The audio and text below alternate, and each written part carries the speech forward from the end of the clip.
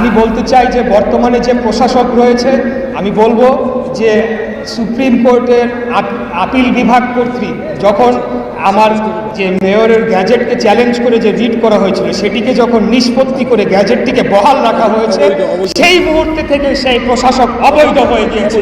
এটাই হলো বাস্তব। এখানে প্যারালাল প্রশাসন তারা চালাচ্ছিল।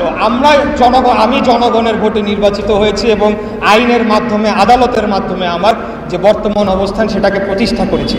এখানে অবৈধভাবে তারা প্রশাসক নিয়োগ দিয়ে তারা এখানে দুর্নীতিতে জড়িয়ে পড়েছিল এবং যে উপদেষ্টা ছিল, স্থানীয় সরকার উপদেষ্টা, তার ব্যক্তিগত সহকারীর বিরুদ্ধে 300 কোটি টাকার উপরে অভিযোগ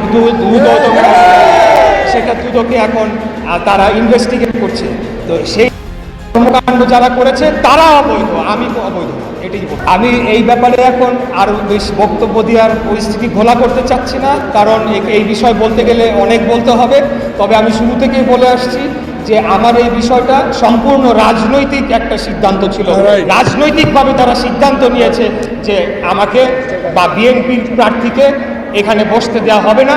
এখানে তাদের পছন্দসই প্রশাসককে বসাবে এবং সেই প্রশাসককে বসানোর মাধ্যমে আগামী জাতীয় নির্বাচনে তারা অবৈধ সুযোগ সুবিধা গ্রহণ করবে, এটি তাদের উদ্দেশ্য ছিল।